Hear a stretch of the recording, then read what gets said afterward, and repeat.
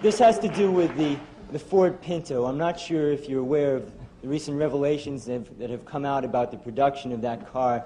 Ford produced it knowing full well that in any rear-end collision, the gas tank would blow up because they had failed to install a $13 plastic block in front of the gas tank.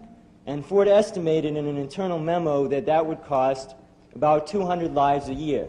And they estimated further that the cost of each life would be $200,000. They multiplied and they found that the cost of installing those blocks in each of the cars would be more than the cost of saving those 200 lives.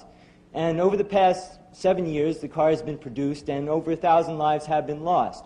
It seems to me that Ford did what would be the right thing according to your policy, and yet that seems to me to be very wrong.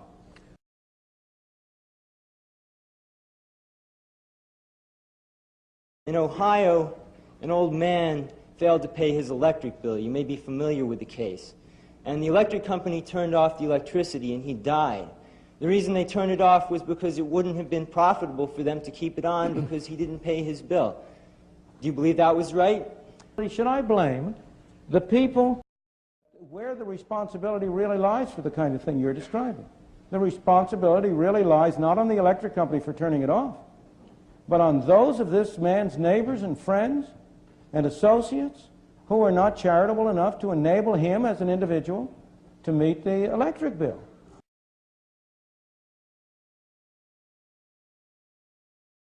Everywhere I go, I say, how's the water? Haven't gotten a positive answer yet.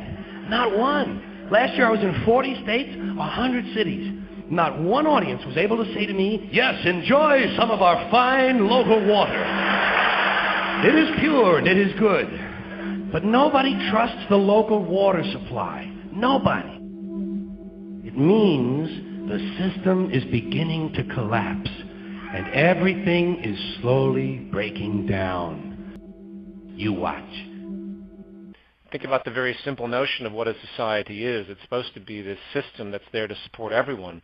And water being one of the most important attributes of our existence, the fact that we've let it be degraded. And I mean, imagine telling somebody 60, 70 years ago that they would be paying for drinking water in the future, and the cost of that water would be more than the cost of petroleum. I think they would look at you like you were crazy.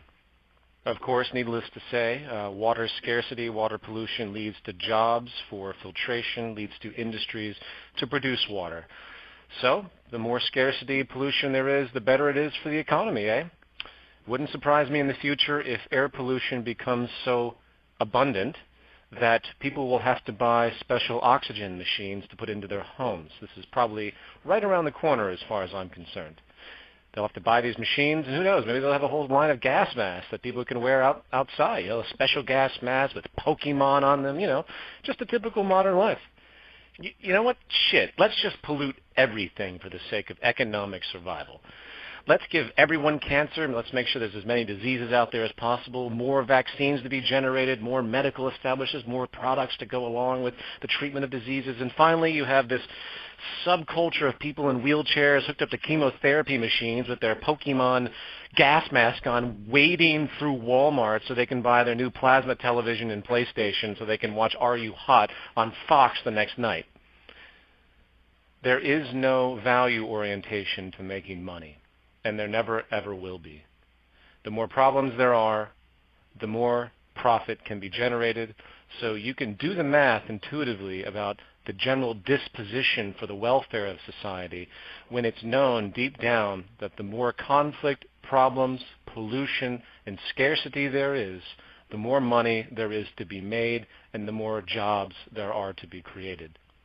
The monetary system and the market mentality will be what destroys and kills everything on this planet. It isn't some group or human being. It is a value system cancer that has been set in motion, that people blinker out everything that might interfere with it.